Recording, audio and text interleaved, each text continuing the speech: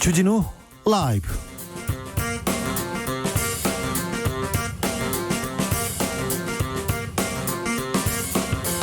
(2020년 8월 14일) 금요일입니다. 안녕하십니까, 주진우입니다. 코로나19 신규 확진자가 20일 만에 다시 100명을 넘었습니다. 한동안 해외 입국자를 중심으로 발생했는데 이번에는 지역 발생 환자가 크게 늘어나서 더 걱정입니다. 코로나19에 대해서는 빈틈을 내주지 말고 무조건 까다로워야 합니다. 그런 다짐 해보게 되는 금요일입니다. 코로나 현황 주스에서 알아봅니다.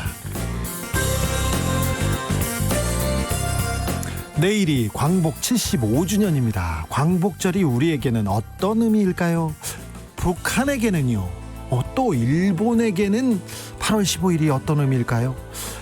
광복절을 맞아서 문재인 대통령이 또 어떤 메시지를 내놓을지 궁금하기도 합니다. 민주평화통일자문회의 수석부의장 정세현 전 통일부 장관과 말씀 나눠보겠습니다. 이번 주 정치권 키워드는 역전 같습니다. 미래통합당 지지율이 더불어민주당을 넘어서 역전을 했고, 이재명 경기도지사 대권 지지율이 이낙연 의원을 넘어섰습니다. 역전했습니다. 역전의 요인은 무엇일까요? 정치연구소 영앤웅에서 알아봅니다. 나비처럼 날아 벌처럼 쏜다. 여기는 주진우 라이브입니다. 오늘도 자중자애, 겸손하고 진정성 있게 여러분과 함께 하겠습니다. 오늘부터 사실상 광복절 연휴 시작됐습니다.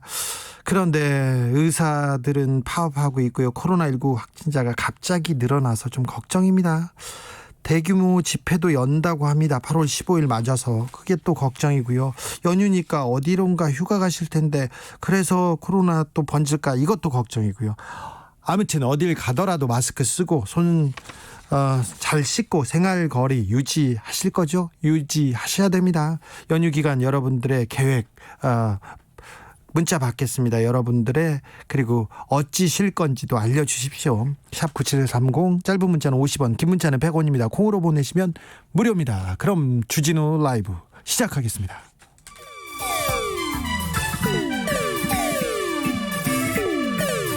(3805님) 그 언젠가 나를 위해 시사를 던져주던 단발머리 주진우 라이브. 왜 이런 거 저 시키는 거? 단발머리 휘날리며 늘 진실을 쫓겠습니다. KBS 1라디오 주진우 라이브.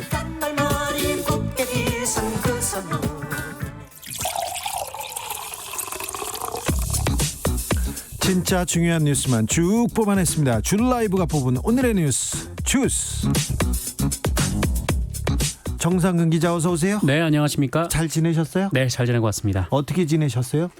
그래도 좀 비가 이후에 더 온다고는 하지만 네. 그래도 좀 소강 상태로 접어들어서 네. 정말 다행인 것 같습니다. 8월 15일 이 연휴에는 특별한 계획 있으신가요? 아니요, 그 코로나19가 확산하고 있어가지고 집에 있어야지 뭐. 네. 그 전에도 집에 있고, 코로나 그렇죠. 확산되고 집에 있고. 네네. 네. 아무튼 가정적이신가요? 그런 건 아니고요. 이 집에 네. 식량이 바닥이 나고 있습니다. 아, 네. 집에서 많이 먹어서 네. 잘하고 계시네요. 코로나 현황, 걱정입니다. 네, 걱정입니다. 정말 이 상황이 점점 심각해지고 있는데요. 그제하고 어제 이 신규 확진자가 50명이 넘었는데 오늘은 100명이 넘었습니다. 네. 오늘 0시 기준 신규 확진자는 103명이고요. 이 지역사회 발생이 무려 85명입니다. 그렇죠. 지역사회 발생 계속 늘고 있어요. 네, 이 지난 3월 이후에 가장 많은 수의 확진자가 나왔다라고 하고요. 수도권 심각하죠. 네, 맞습니다. 서울이 31명, 경기도가 38명, 그리고 인천이 3명입니다. 그리고 부산이 5명, 충남이 3명, 광주 2명, 울산, 강원, 경북이 각각 1명. 네, 전국적으로 계속 확진자가 나오고 있습니다. 5월 이태원 클럽 확산보다 더 위험하다는 얘기가 나왔는데 이번에는 교회발 집단 감염 심각합니다. 네, 이 중앙방역대책본부에 따르면 그 현재 기준으로 집단 감염 사례는 이 서울 롯데리아 종사자 모임, 그리고 금투자 전문 기업인 강남구의 골드트레인, 이 동대문 통일상가, 강남구 역삼동의 오피스텔, 성북구 사랑제일교회, 용인의 우리제일교회, 고양의 기쁨 153교회, 용인의 죽전고 대치고, 파주 일가족 및 커피 전문점, 부산 해운대 부산기계공업고등학교, 부산 사하구 부경보건고등학교 병설중학교 성인반 등입니다. 특히 동대문 시장으로도 번졌는데요. 특히 교회들 걱정입니다. 네, 그렇습니다. 이 경기 용인의 우리제일교회 관련해서는 이 전날 낮 12시 이후에 교인이 58명 그리고 교인의 지인 2명 등 60여 명이 추가 확진 판정을 받았습니다. 예. 이 교회의 총 누적 확진자가 72명이 되고요. 이 서울 성북구의 사랑제일교회 여기도 교인 12명 그리고 지인 2명 등 총 14명이 추가로 확진이 됐고 누적 확진자가 19명이 됐습니다. 더욱이 역학조사 결과 이 확진자들이 이 전파가 가능한 기간에 예배를 드렸던 것이 확인이 됐습니다. 그래서 추가 발생 가능성이 높은데요. 이에 따라서 지난 7일부터 13일까지 교회를 방문한 교인 그리고 방문자 전원에 대해서 검사를 진행 중입니다. 우리제일교회, 사랑제일교회 걱정입니다. 이번 연휴에 또 8.15 때 네. 교회 다니는 분들이 지방에서 다 와서 집회를 열겠다고 하시는 분들이 있습니다. 교회 다니는 분들이 다 그런 건 아니지만 일부 네네. 대형 교회에서 요거 걱정이네요. 걱정입니다. 네, 맞습니다. 관련해서 서울시가 이제 집회 금지 조치를 내렸었는데 네. 하지만 이 정광훈 목사 측은 예정대로 집회를 개최한다라는 입장입니다. 유튜브 방송을 했는데 여기서 뭐라고 했냐면 이 집회의 자유는 헌법에 보장된다. 이 사실상 신고도 필요 없는 것이다. 이 4.19 혁명을 허가받고 했나 사람들이 정부에 대해서 불만이 있으면 모이면 혁명이 되고 집회가 된다 이렇게 얘기를 했습니다. 아니, 코로나 시대 4.19 혁명하고 지금 8.15 반정부 집회를 지금 비교하는 것 자체가 좀 말이 안 맞는데 네. 아무튼 좀 조심해 주시기 바랍니다. 특별히 좀 조심해야 될 때입니다. 경기도에서는 모든 종교시설에 대한 집합 금지 명령 바로 내렸습니다. 네, 경기도가 광복절인 내일부터 2주간 이 도내 모든 종교시설에 대해서 집합 제한 행정명령을 내렸습니다. 교회뿐만 아니라 PC방, 다방, 목욕장업, 학원, 교습소 등도 이 철저한 예방수칙 준수를 조건으로 집합 제한 명령을 발동을 했는데요. 집합 제한 명령이면 그럼 뭘 못하는가요? 못 갑니까? 아예 못 가는 건 아닙니다. 아예 예? 못 가는 건 아니고요. 이 경기도에서는 이 정규 예배, 그 미사, 법회 등을 제외하고는 이 종교 시설이 주관하는 각종 대면 모임 및 행사가 금지가 됩니다. 아하, 예배는 가능한데 예배만, 모여서 그 따로 그 밥 먹고 뭐 다른 모임하고 이런 게 금지된다는 거죠? 네, 그러니까 성경 공부 모임이라든지 네. 성가대 모임 이런 것들이 금지가 되고 정규적으로 하는 예배나 미사, 법회만 할 수가 있다라는 겁니다. 예. 그리고 이 정규적으로 하는 그 예배, 미사, 법회를 할 때는 찬송을 자제해야 되고요. 그리고 통성기도 같은 큰 소리로 얘기를 하는 것 그리고 노래를 부르거나 말하는 행위가 금지가 됩니다. 통성기도 그거 생각해 보니까 저도 네. 제가 그 교회에도 다닌 적이 있고요. 기도는 저는 합니다. 그런데 통성기도 하면서 제 뒤에 있는 분이 네. 방언 터졌다고 하잖아요. 아, 그렇죠. 네. 손을 들고 막 이상한 소리를 막 내는데 사실 그 소리가 굉장히 무서웠어요, 저는. 근데 더 무서웠던 게 제 목에 침이 많이 튀겨가지고요. 그렇죠. 굉장히 무서웠던 그렇습니다. 적이. 네. 이 종교적 의식을 폄하하는 건 아닙니다. 없는데, 네. 어쨌든 그럼에도 불구하고 이게 비말이 좀 튈 수가 있기 때문에 네. 요거를 이제 금지한다라는 거고, 그리고 이제 마스크를 착용해야 되고요. 네. 시설 내에 이용자 간의 2m 간격을 유지해야 합니다. 예, 좀 각별히 좀 신경 써주십시오. 지금 우리가 엄격해야 됩니다. 우리가 지금 엄격해야 조금 더 편한 삶, 편한 생활 누릴 수 있습니다. 정부도 사회적 거리두기 상향 조정 고려하고 있습니다. 네, 오늘 중앙재난안전본부 회의를 주재한 정세균 국무총리가 이 수도권을 중심으로 코로나19가 확산되는 것과 관련해서 이 심상치 않다라면서 상황이 조금 더 악화되면 수도권을 대상으로 사회적 거리두기를 2단계로 높이는 방안을 검토하지 않을 수 없다라고 말을 했습니다. 특히 확진자가 집중된 기초지자체 차원에서도 행정명령 등 적극적인 방역 조치를 취하는 것을 검토해야 할 것 같다라고 말을 했고요. 또 대국민 메시지를 통해서 이번 연휴 기간 동안 방역 수칙만은 철저히 지켜달라 당부하기도 했습니다. 내일 광복절인데요. 네. 정치권에서 현충원에 있는 친일파 파묘 관련된 논쟁이 다시 시작됐습니다. 네, 지금 민주당에서 이 국립현충원에 묻혀 있는 친일 인사의 묘를 옮기는 내용의 법안을 잇따라 발의했습니다. 네. 이 더불어민주당은 친일파와 애국지사가 함께 안장될 수 없다라면서 이 관련 공청회도 열었는데요. 네. 특히 이 친일 행적을 가진 고 백선엽 장군의 이 현충원 한 장을 헌법 가치의 모독이자 이 민족 정체성의 혼란을 일으키는 사태, 네, 이렇게 얘기를 하기도 했습니다. 외국에서도 이런 사례가 있긴 해요. 네, 스페인에서도 지난해 10월에 이 쿠데타로 무단 통치를 했던 이 독재자 프랑코의 시신이 국립묘지에 안장이 되어 있다가 44년 만에 가족묘소로 옮겨진 사례가 있습니다. 예. 더불어민주당의 이수진 의원의 경우에는 이 현충원은 국가를 위해 숭고한 희생을 하신 분들을 국가가 영원히 기억하겠다는 약속 그리고 추모의 공간이지만 이 지금도 독립운동가들이 잠든 곳 옆에 이 친일파의 묘가 청산되지 못한 역사로 버젓이 남아 있다라면서 예. 이 친일 잔재를 청산하는 것이 이 나라를 나라다운 것으로 만드는 출발점이다 이렇게 말하기도 했습니다. 예.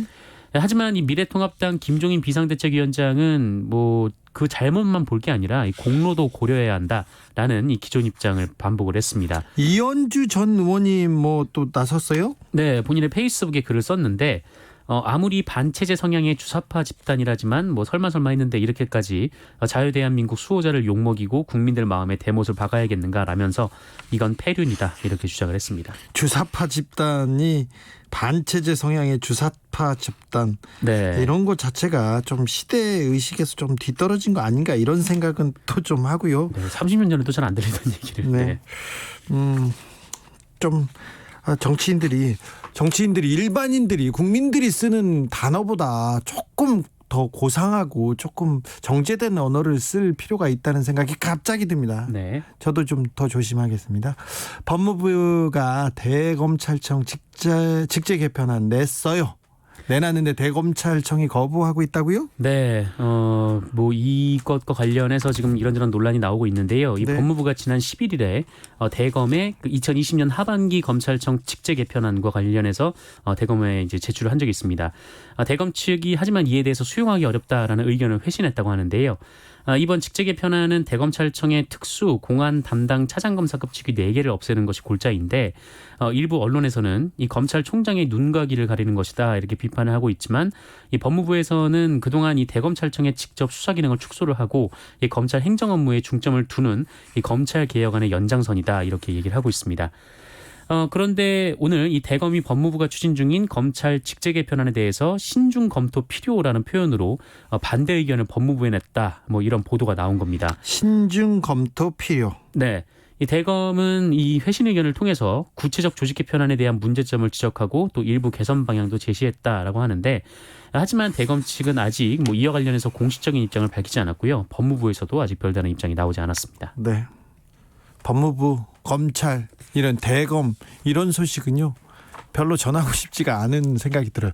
저희들은 잘 체크할게요. 기자들이나 이렇게 이쪽 그 검찰에 대해서 잘 눈여겨보는 사람들은 잘 체크할 텐데 네. 이런 뉴스는 앞으로는 전해주지 말자고요. 이거 그만 좀 전하고 싶어요. KBS 공채 개그맨이 여자 화장실을 불법 촬영하다가 적발됐어요. 그런데 또 더 심각한 무슨 행위가 있었다고 하네요. 네, 이 KBS 건물 여자 화장실에 몰래카메라를 설치한 그 불법 촬영물이죠. 몰래카메라가 아니라. 네, 이 개그맨 박모 씨가 오늘 열린 첫 재판에서 범행 사실을 시인했습니다. 예.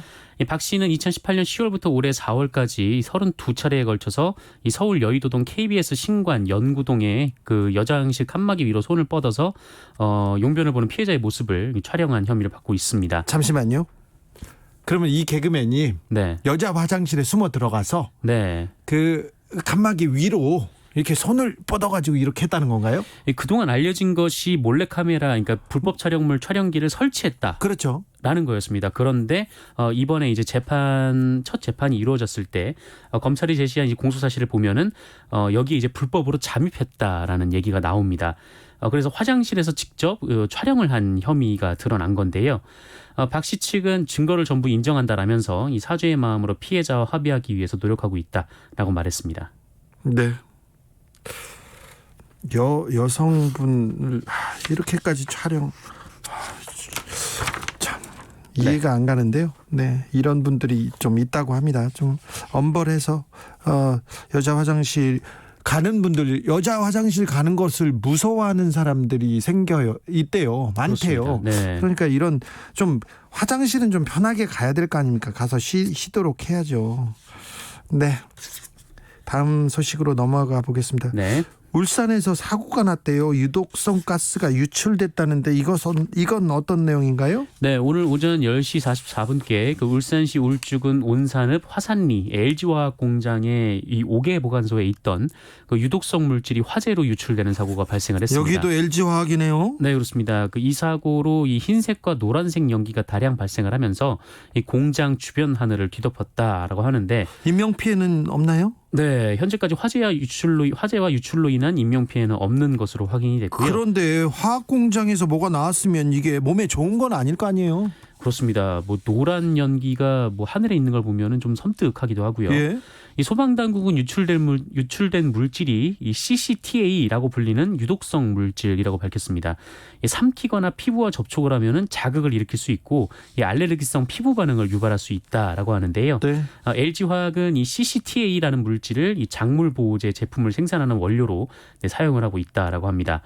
이 LG화학 측이 입장을 밝혔는데요. 심려를 끼쳐드려 죄송하다라면서 이 철저한 원인 파악을 통해서 이러한 유형의 사고가 재발하지 않도록 하겠다라고 밝혔습니다. 다만 이 소방의 발표와는 달리 이 불이 난 것은 아니다라면서 이 CCTA가 분해하면서 이 휘발성 가스 물질이 발생한 것이다라고 설명을 했습니다. 이거 죄송하다면 그냥 넘어갈 일은 아닌 것 같아요. 일단 인명 피해는 없지만 자연의 네네. 피해가 분명히 있을 거고요. 이게 자연의 노란 연기가 좋을 리도 없어요. 그리고 분명히 계산할 수 없는 수치의 그 피해이기 때문에 네네. 대부분 이럴 때는 그 대기업 얘기를 듣고 막 그냥 지나가곤 했는데 이런 사고가 난 것 자체가 문제인데 그 주의를 소홀히 했기 때문에 이 문제에 대해서 책임을 강하게 물면요 앞으로 이런 사고가 없거든요. 네. 화학공장 더 조심해야 되는데 돈도 많이 버시는 분들이 더 조심하셔야죠. 이 부분도 저희가 계속 지켜보고 있다가 어떻게 처리했는지 살펴보고 있다가 또 알려주자고요. 네, 알겠습니다. 오늘도 감사했습니다. 주스 정상근 기자 함께했습니다. 고맙습니다. 606님입니다. 주 기자님 제발 홍보 좀 해주세요. 홍보요? 저희가 홍보하면 안 되는데 마스크 착용이 잘못됐습니다. 턱에만 걸치고 코는 안 가리는 사람은 그런 사람이 얼마나 많은지 답답하고 불안합니다. 그런 사람들이 있어요. 좀 답답하니까 내리고 다니고 있는데 지금 다시 마스크를 잘 써야 되는 그런 상황입니다. 각별히 좀 주의해 주십시오. 9193님 연휴에 구례로 수해봉사 갑니다. 주 기자님도 같이 가시죠. 연휴에 저는 좀 할 일이 있고요. 좀 취재가 있어가지고 저는 좀 빼주십시오. 마음만 같이 이렇게 가겠습니다. 4332님 임신 중에 와이프에게 맛있는 요리해 주면서 집에서 에어컨 바람 쐬며 지낼 생각입니다. 다고마 건강하게 태어나렴 이렇게 얘기했습니다. 다고마 건강하게 있어 주오. 예. 0353님 비자 없이 방콕으로 떠납니다. 마트 털어서 냉장고 가득 채워서 신나게 쉬고 먹고 놀고 이게 여행입니다. 다들 방콕 추천합니다. 집에서 잘 먹고 잘 노는 법 이거 굉장히 중요한 이 코로나 시대를 견디는 방법이기도 합니다. 2693님 정선태 김갑수님이 추천해 주신 책 읽으면서 집콕할 겁니다. 이거 좋은 방법입니다. 책의 맛 다른 프로그램에서 책 비평 그다음에 책 소개 프로 있는데요. 주진우 라이브 책 소개 코너가 가장 뭐라고 해야 되나 퀄리티가 높다 이런 평가를 지금 평단에서 출판계에서 듣고 있습니다. 제가 하는 얘기가 아니고요. 출판계에서 한다는 얘기입니다. 6300님 제주는 37도 육박하는 폭염에 정말 힘듭니다. 제주로 휴가 오는 분들 제발 방역 지침 잘 지켜주세요. 제주가 계속해서 해가 뜨고 있네요. 제주에 이번 연휴에 사람들이 몰린다고 합니다. 특별히 방역 지침 잘 지켜주십시오. 교통정보센터 다녀올게요. 공인혜 씨. 네, 이 시각 교통정보입니다. 먼저 서울 시내 집회 소식인데요. 여의대로 여의공원 신문에서 집회를 마친 참가자들이 행진을 시작했습니다. 앞으로 여의 서로와 은행로 하위 2개 차로 이용해 더 민주 당사 쪽으로 이동할 예정이니 도로 이용에 참고하셔야겠고요. 잠수교의 통행 제한은 모두 해제가 됐습니다. 서울 외곽고속도로 구리에서 판교 방향 남양주 부근 3차로에서 추돌 사고 처리하고 있습니다. 뒤로 구리부터 상일 사이 운행 더 어려워졌고 광암터널 일대와 송파, 성나 요금소 부근으로도 구간 정체 이어집니다. 이 밖에 연휴를 앞두고 지방 방향 정체가 일찍부터 늘어있는데요. 경부고속도로 부산 쪽 서울시 구간 정체 지역 지나서는 북천안에서 천안 휴게소 쪽으로 25km 구간 가장 길게 막혀 있고요. 비룡과 동대구, 양산 등 분기점 중심으로 차들이 많습니다. 중앙고속도로 부산 쪽도 만종 분기점 부근과 대저 분기점 일대로 밀리는데 이 사이 중령터널 1차로에서 화물차 사고 처리 여파 4km 구간에서 받고 있습니다. KBS 교통정보센터였습니다. 주진우 라이브.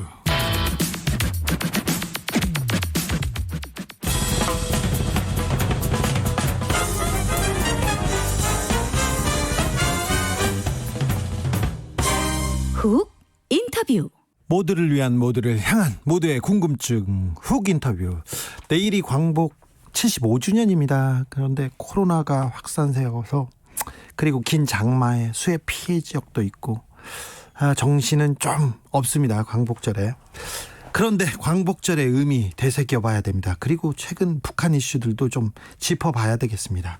한반도의 현인 민주평화통일자문회의 수석 부의장 정세현 전 통일부 장관 모셨습니다. 안녕하십니까? 예, 안녕하십니까? 네, 건강하시죠? 예, 건강합니다. 네, 오늘도 멋지십니다. 왜? 네, 뭐가 멋져? 넥타이가 좋아 보이셔가지고. 아이고 참. 네.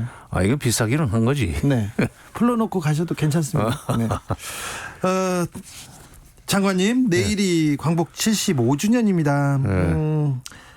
광복절 코로나 시대이긴 하지만 우리한테 의미 있는 일인데 이번 광복절 맞는 기분 어떠신지요? 글쎄 그 광복 75주년 북한식으로 하면은 정주년, 우리식으로 하면 끝까지는 하기 때문에 네. 뭔가 남북 관계가 좋게 발전되어 나가고 있었더라면은 큰 행사도 공동으로 할 수 있는 그렇죠. 그 시점인데 이게 남북 관계가 2019년부터 스톱이 되고 네. 더구나 금년 6월 달에는 연락사무소까지 폭파하고 남북 관계 전부 지금 얼어붙었죠. 예. 얼어붙은 데다가 설상가상으로 또 이게 북쪽에도 지금 비가 엄청나게 들어왔습니다. 예. 코로나 청정국이라고 주장은 하지만 실제로 코로나 관련해서 방역 물자를 남쪽에서 민간단체가 보내고 있죠. 보내고 있는데 받았단 말이에요. 네. 코로나가 없으면은 받을 없겠죠. 필요가 없잖아요. 네. 그러니까 코로나, 그다음에 그 수해 및 장마, 네. 그다음에 미국이 주도하는 유엔 대북 제재 때문에 경제가 지금 굉장히 어렵고 눈코 뜰 새가 없는데 그런 데다 대고 우리가 물색 없이 우선 75주년 광복절이라고 해서 내일 대통령께서 무슨 말씀을 하실지 지금 내가 알 수는 없지만 예. 무슨 얘기가 나간다는 게 오히려 지금 생뚱맞은 일이 될 것 같아요. 그래도 이 광복절 기념식에서 대통령이 어떤 메시지를 던져서 북에게도 그리고 일본에게도 던져서 이 물꼬를 좀 트여야 되는 거 아닙니까? 그게 도리상 그렇죠. 그러나 현실적으로 원칙론적인 얘기밖에 못해요. 북쪽에들은. 그래요? 앞으로 지금 남북관계 개선을 위해서 한반도의 평화를 정착시켜야 된다는 점에서 이번에 어려운 고비를 넘기고 나면은 다시 또 관계 개선을 향해서 우리 손잡고 나가자 하는 정도의 얘기는 할 수 있겠고. 그런데 이제 일본을 상대로 해서 메시지를 내는 것은 그게 쉬운 일은 아닙니다. 지난해 광복절에는 물론 수출 규제가 바로 들어왔기 때문에 일본한테 메시지를 내긴 했는데 이번에도 그래서 일본한테도 한마디 할 거는 같은데요. 그런데 최근에 또 징용 배상 문제와 관련해서 또 고착돼 있죠. 재산 압류지 예. 처분을 하는 판결이 나오면서 한일 관계가 좀 불편해졌기 때문에 일본에 대해서도 역시 과거사 문제와 관련된 진전된 입장을 기대한다는 정도 메시지가 나가는 선에서 클 수밖에 없지 않나. 네. 우리나라도 지금 집중호우로 피해가 큰데요. 일본이 아니라 북한 피해 어떻습니까? 지금 상황이? 근데 이제 같은 양의 비가 내려도 네. 우리는 수해 복구 능력이 있습니다. 예. 하수구 배수구도 잘 돼 있고요.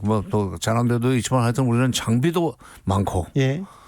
또 여러 가지 주민들 독자적으로도 피해 지역 주민들 독자적으로도 뭔가 자발적으로 그 극복을 그런 복구를 하기 위한 노력을 하는 게 익숙해져 있어요. 예. 근데 북한의 경우에는 모든 걸 국가가 해줘야 되기 때문에 그런데 국가는 그걸 밀어줄 수 있는 그런 장비나 또 물자가 이게 상대적으로 우리도 훨씬 딸리기 때문에 어려워요. 근데 우리가 좀 도와주고 싶어도 좀 도와줘야죠. 94년 수해를 당했을 때 북한이 도와준다고 했을 때 우리가 받았지 않습니까? 84년. 84년입니다. 84년. 죄송합니다. 아니요, 84년이. 네, 풍납동. 네. 그렇지. 네. 자, 그때는 북한이 도와줬지 않습니까? 우리도 북한 수해 복구 우리가 좀 도와줄게. 코로나도 도와줄게. 그러면서 이럴 때 또 조금 근데 어저께 그 북한의 김정은 위원장이 노동당 정치국 회의를 열어가지고 예. 수해 복구 관련된 여러 가지 지시를 내리면서 네. 외부의 지원을 일체 받지 않겠다는 입장을 밝혀버렸다. 아이고, 네. 좀 받지. 네. 네. 이유가 있어요. 이유가요? 작년 연말에 노동당 그 중앙위원회 전원회의를 4일씩이나 열어가지고 예. 정한 방침이 앞으로 몇 년 동안은 미국의 압박과 제재에 굴복하지 않고 그들의 압박과 제재를 정면전을 통해서 돌파해 나가겠다. 그러기 위해서는 정면전을 돌파하기 위해서 북한은 그동안에 자력갱생 자력부강의 정신으로 버틴다. 네. 자력갱생 자력부강을 선언해놓은 마당이기 때문에 이거 우리가 준다고 해도 받을 수 없습니다. 명분상. 다만 이게 소리 없이 슬그머니 갖다 놓으면 뭐니그는 저거고 그건 활용을 하겠지만 이게 정부가 하는 일을 그렇게 할 수는 없잖아요. 네. 박지원 국정원장. 네. 좀 소리 없이 좀 역할을 좀 잘하고 있습니까? 박지원 원장도 그거는 무슨 일을 하고 있는지 그건 내가 알 수 없죠. 그래도 장관님은 아시잖아요. 아니죠. 아시면서 내가 알 정도면 소리 없이 하는 게 아니지. 그거. 그런가요? 그러니까 그래도 장관님 좀 아시잖아요. 아니, 그 연락 채널이 완전히 끊어진 건 아닌 것 같아요. 예. 그쪽 라인은. 네. 그나마 다행인데 지금 이런 상황에서 뭐 국정원이라고 해서 소리 없이 예산을 써가지고 뭘 자재 장비나 이런 걸 갖다 놓을 수는 없어. 네. 그러면 이인영 통일부 장관은요? 그러니까 지금 안 받게 일체 그 바깥으로부터 지원을 받지 않겠다는 방침을 너무 공식적으로 밝혀놔 버렸기 때문에 통일부도 그 일을 하기는 어렵습니다. 그런데 좀 한다면 다만 지난번에 민간 단체가 코로나 방역 물자를 중국을 통해서 갖다 주는 것을 통일부가 승인을 하지 않았어요. 예. 근데 그것도 조건이 북쪽에서 누가 받는 주체가 누구라는 걸 밝히지 말고 누가 줬는지 몰라야 돼요. 갖다 놓으려면 갖다 놓으라 하는 식이었었는데 그런 식으로 해서 갖다 놓으면은 뭐 받기는 하겠죠. 네. 조금 어려운 상황이군요. 그런데 좀 더 어려운 게 16일부터 28일까지 한미 연합 훈련 한다고 합니다. 이게 남북 관계 괜찮을까요? 또 그러니까 그것 때문에도 지금 16일부터 28일까지 한미 연합 훈련이 진행되는 동안에는 그것 때문에도 북한이 뭘 남북 대화라든지 교류 협력에 나올 수가 없어요. 그래요? 체면이 있잖아요. 그걸 극력 반대했던 사람들이 그걸 우리가 취소나 중단을 했으면은 그나마 우리가 그 만나자는 데에 대해서도 협조적으로 나올 수 있지만 그건 절대로 안 된다고 극력 주장했던 사람들이 그 훈련 기간 중에 나올 수가 없죠. 그러니까 8월 말까지는 현실적으로 아무것도 못하게 됐어요 또. 네.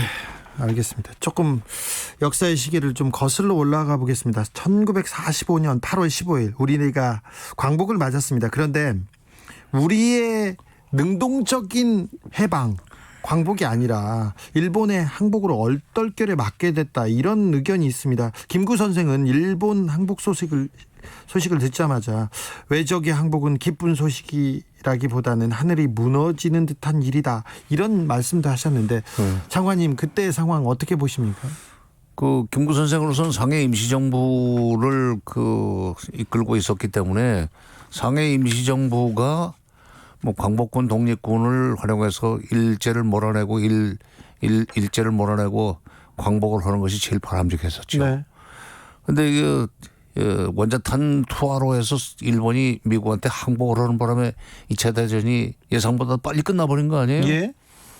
그러면서 이제 소련과 미군의 그러니까 성전국인 전성국인 소련과 이 미국의 군사 편의주의에서 38선이 그어져버렸단 말이에요. 아니 일본이 분단돼야지 왜 우리나라가 이렇게 갈렸어요? 그때 광복될 때까지는 네. 우리는 세계 지도상으로는 일본입니다. 그래도 아니 전쟁을 일으킨 나쁜 나라는 일본인데. 그렇지. 일본을 갈랐어야지. 독일의 왜 경우에는 그러니까 수기를 갈랐어요. 서독과 4등분을 했는데 네. 일본의 경우에는 소련과 미국이 나눠 가져도 하등의 이익을 볼 수 없는 그런 위치에 있어요. 예, 섬나라기 섬이어서. 때문에. 예. 그러니까 소련 입장에서는 대륙에서 태평양으로 나올 수 있는 교두보고 미국의 입장에서는 이 대륙으로 아시아 대륙으로 올라갈 수 있는 교두보기 때문에 미국이 남쪽을 갖고 북쪽을 소련이 갖는 그런 식으로 나눌 수밖에 없었어요. 네. 그러니까 패전국의 일부인 현실적으로 일본이었단 말이야. 일본의 일부인 한반도를 나눠 갖게 됐던 겁니다. 그때 그러니까 이 임시정부가 힘을 쓸 수가 없었어요. 바로 임시정부가 힘을 못 쓰고 그리고 남북에 있었던 그 정치 지도자들이 좀 협력을 해서 대화를 잘 이끌고 갔으면 이 한반도의 지정학적인 그 우리의 운명을 좀 개척했을 텐데요. 근데 그 항일 운동하는 과정에서 독립운동을 하는 과정에서 기본적으로 실질적으로 주도권은 사회주의 사상 내지는 뭐 공산주의까지는 아니지만 사회주의 쪽에 네. 기울었던 사람들이 많았었어요. 예.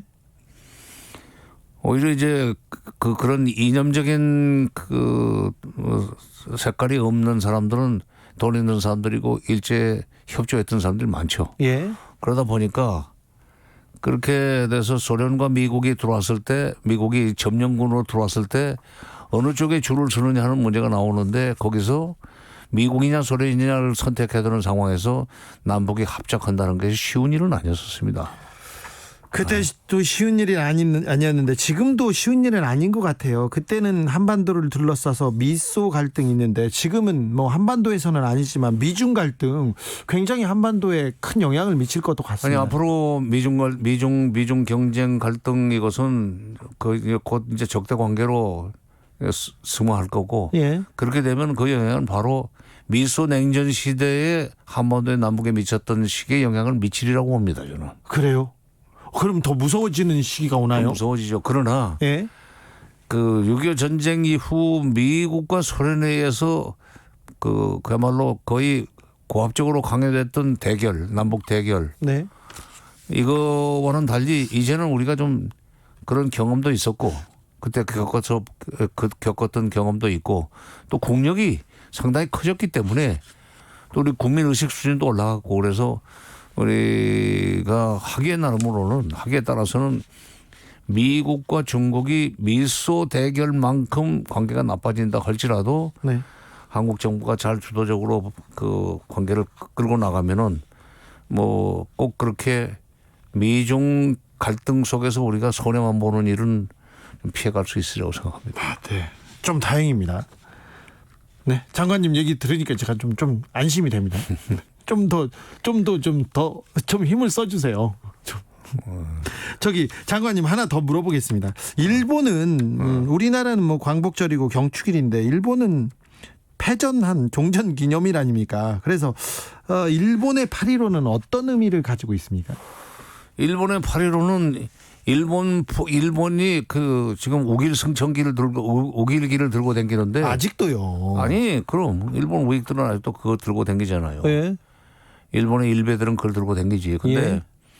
일본은 지금 어떤 기회를 노리냐면 한반도에서 긴장이 불안으로 연결이 돼 가지고 일본 자위대가 해외 출병할 수 있는 기회만 기다리고 있습니다. 예.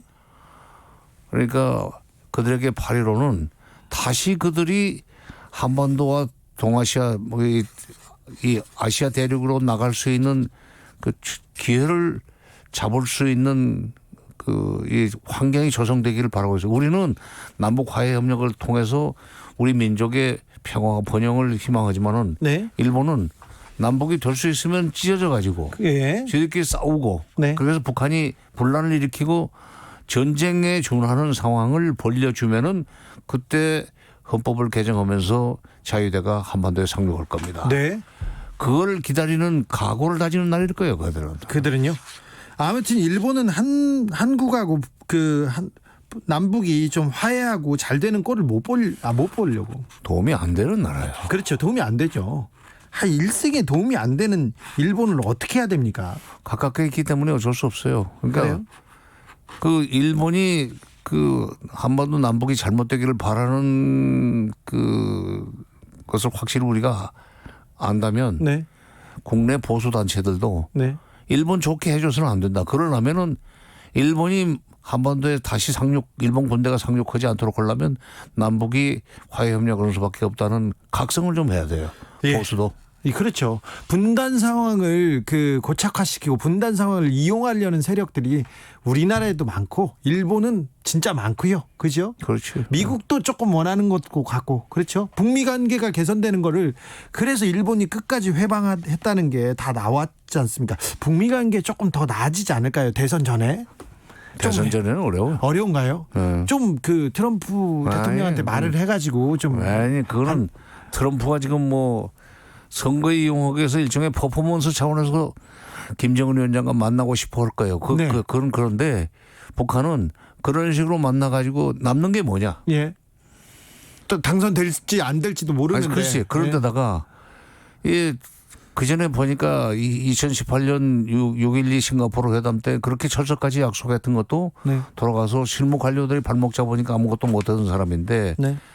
트럼프뿐만 아니라 앞으로 바이든이 되더라도 그 자기들이 요구하는 것을 들어주는 조건으로 북핵 문제를 풀자고 하면은 정상회담 나가지만 네. 그러나 그게 없으면은 안 나갈 겁니다. 그래요. 북한이 오히려 조 바이든의 민주당과 같이 또 여기도 협상 채널을 열고 좀 준비하겠죠. 대화를 북한이. 아니 그건 할 수밖에 없어요. 네. 바이든이 당선돼도 할 수밖에 없는 게 북핵 문제는 이미 단순한 대북 정책의 문제가 아니에요. 예. 동북아시아의 국제 정치에서 미국이 계속 패권을 행사할 수 있는 아주 좋은 먹거리가 돼 있어요 지금. 네. 그렇기 때문에 북핵 문제 해결을 위한 미국 정부의 차기 미국 정부의 그 행보는 뭐 트럼프 시대 못지않게 지금 상당히 속도를 내리라고 봅니다만은 다만 중요한 것은 북한이 핵을 포기하는 조건이 분명하다는 사실을 알고 해야 돼요. 그래요. 수교. 예. 그다음에 군사적으로 북한을 치지 않겠다는 평화협정. 예. 이 두 개를 확실하게 손에 쥐어줘야만 오른손에 그러니까 왼손에 그걸 쥐어줘야만 오른손에 들고 있는 핵을 내려놓겠다는 거예요. 북한은. 예. 그건 트럼프나 바이든이나 또 다른 사람이 돼도 마찬가지예요. 예. 뭐 다른 사람이 될 일도 없지만 네. 지금 단계에서는 참 어렵습니다. 세상에 쉬운 일이 어디 있어? 그래도 한국은 너무 어려운 것 같아요. 옆에 중국, 일본, 다 미국, 러시아 그렇지. 남북 통일 화해 협력 원하는 사람들 별로 없고. 그래서 국내 문제도 있고 뭐 요즘은 부동산 문제 때문에 예. 대통령이 참 어려움을 겪고 있고 네. 그러지만 바로 이게 통일 외교안보 문제가 잘 풀려야만 국내 경제도 네. 원만하게 돌아갈 수 있다는 점에서 한국 대통령이 갖춰야 될 덕목이 실제로 국민들은 경제 문제에 관심이 많지만 네. 경제를 잘 만들기 위해서는 결국에 한반도 안보 상황을 잘 관리해야 되고 그러기 위해서는 미국도 잘 구슬릴 줄 알고 네. 북한도 구슬릴 줄 아는 그런 이제 특별한 재능을 가진 사람이 대통령이 돼야 돼요. 무턱대고 그냥 그 북한 때려잡기 식의 구호만 외치는 사람은 절대로 국민들한테 평화를 가져다 줄 수가 없습니다. 네, 한평생을 우리 한국의 통일 그리고 외교 안보 전략 이런 거에 헌신하셨는데 장관님 부동산 문제는 어떻게 풀어야 됩니까? 그건 진짜 난 모릅니다. 모르세요? 네. 그래도 남북 화해 협력을 통해서 경제를 좀 일으키는 게 그래도 우리는 한 방이 있지 않습니까? 북한과의 화해 협력이 경제를 풀고 부동산 투자도 그 북에다 막 하고 그러면 집값도 떨어지고 그러지 않을까요? 북에다 부동산 투자할 생각은 하지 마세요. 그러면 안 됩니까? 저는 강남에 있는 분들이 그거는 그렇게 되면은 네, 북한이 제일 그 싫어할 일이 그런 거예요. 걱정하는 게 남쪽의 부자들이 와서 땅 사는 거. 예. 그건 절대로 안 돼요. 어느 정도는 좀 그 꿈은 꾸지 말아야 돼. 어느 정도 팔고 그걸로 경제 개발하고 그러면 안 될까요? 그건 아닐까요? 그렇게 되면 북한이 결국 남쪽한테 먹힌다는 생각을 하기 때문에 그건 안 됩니다. 알겠습니다. 부동산 문제는 제가 장관님께 안 물어보겠습니다. 네. 미중 갈등 속에서 우리 외교 전략에 대해서 조금 더 물어보겠습니다. 아직도 한미 동맹이 최우선돼야 된다. 나머지는 다 부차적인 거다. 이렇게 생각하는 사람들이 이렇게 생각하는 외교관들이 많은 것 같아요. 제 생각에는 어떻게 해야 됩니까? 머리를 바꿔야 되는데 한미동맹은 사실은 우리의 안보라든지 생존을 위한 수단에 불과한 겁니다. 네, 응? 네, 동맹은 수단이에요. 네. 방법이고. 예. 근데 그 방법이 완전히 목적이고 그 가치가 되어버렸어요. 네. 그걸 바꿔야 돼요. 그러니까 동맹이라는 것은 한미 간의 한미 동맹이라는 것은 한국의 그 국가 안보를 좀 더 안전하게 보장할 수 있는 안전 보장을 할 수 있는 수단이나 방법이다. 근데 우리가 돈이 없어가지고 가난해서 모든 걸 미국한테 군사적으로 의존할 수밖에 없었던 시절에는 한미 동맹이 결국 우리를 살려줬는데 이제는 우리도 독자적으로 얼마든지 북한과 그 대결해도 군사적으로 밀리지 않을 그런 정도 힘이 있어요. 네. 이제 자신감을 가져야 돼요. 그렇다고 해서 동맹을 깨자는 얘기는 아니에요. 그렇죠. 동맹은 놔두고도 얼마든지 우리가 지금 문 대통령이 임기 중에 전시작전 통제권을 찾아오겠다고 하기 때문에 이제 기대를 합니다만은 전시작전 통제권이 돌아오면 동맹에 의존해왔던 사람들의 그 고정관념은 이제 더 이상 설 자리가 없습니다. 예, 예. 우리가 이제 전시작전 통제권을 찾아오고 그다음에 그 경제력에 걸맞는 군사력을 이미 갖춰놨으니까 우리가 지금 세계 6위 군사대국이에요. 예. 그거 가지고 얼마든지 북한을 억제할 수 있으니까 그때쯤 되면 전시작전 통제권을 찾아오면은 동맹에 대한 의존도도 내려갈 거고 네. 그렇게 되면은 동맹을 건드리는 행동을 일체하지 말아야 된다는 외교관이나 무슨 퇴역 장성들의 얘기는 국민들한테 이제 안 맥혀 들어갈 겁니다. 예. 어쩔 수 없이 지금 뭐 당장 생각을 바꿀 수는 없고 정치작전 통제권을 찾아오면은 자동적으로 그런 그 의식의 전환이랄까 이런 것이 국민들 사이에서 일어날 거예요. 국민들이 이제는 동맹을 깨는 건 아니지만 동맹에만 의존해서 하지 않아도 된다는 생각이 들면은 더 이상 어떻게 하겠습니까? 네. 주한미군 감축한다, 철수한다. 이게 한미동맹을 해친다. 이렇게 얘기하는 사람들이 있는데 이 부분 조금 더 유연하게 생각해도 되죠. 유연하게 생각하니까 미국은 주한미군을 감축하거나 철수하거나 그런 것은 자기들의 그 국가이익과 관련해서 철수할 필요가 있으면은 네. 철수하는 거고 철수까지는 너무 위험하다. 감축 정도면 되겠다. 근데 감축은 무턱대고 하는 게 아니라 감축을 해도 될 만하니까 감축하는 거 아니겠어요? 예. 계산이 얼마나 빠른 사람들입니까 미국이. 그렇죠. 그러니까 미국이 감축하겠다 하면은 저희들 판단해서 하는 거기 때문에 우리가 말려도 되는 것도 아니에요. 예. 우리가 동맹에 대해서 엇박자 나가지도 않아요. 네. 여기서 미군이 나가면은 감축은 할 수 있지만 철수는 못 한다고 나는 확신하는 게 주한미군이 나가면은 주일미군이 그다음부터 모든 걸 감당해야 되는데 주일미군 혼자서 중국이 태평양으로 나오는 것을 막을 수 있는 힘은 없습니다. 네. 알겠습니다. 태평양에 중국한테 반쪽 내주기 싫으면은 싫기 때문에도 그럴 리가 미국은 없죠. 네. 주한미군 철수는 못해요. 알겠습니다. 뭐 우리가 방위비 분담금 안 올려준다고 철수를 거쳐오는데 못해요. 그 걱정할 거 없어요. 걱정하지 마십시오. 네. 앨리스님이 미국은 동맹관이 유연합니다. 그래서 우리도 유연해져야 됩니다. 그리고 강해져야 됩니다. 는 얘기하셨고요. 박마마님은 친일 언론과 그런 유명 인사들을 보면 아직도 우리가 지금 독립하지 못한 듯합니다. 이런 얘기를 하는데요. 아직도 친일 관련된 얘기, 그 수구 보수 인사들이 막 친일 관련, 친미 관련된 발언 쏟아낼 때마다 어떤 생각 드세요? 분단 체제에서 구축된 그 냉전 의식, 네, 반복 의식, 네, 이걸로 그야말로 기득권을 누렸던 사람들이 그게 깨지는 게 두려우니까 지금 오히려 옛날로 자꾸 돌아가려고 예, 예. 합니다. 네. 국민들을 그쪽으로 끌고 가려고 그래요.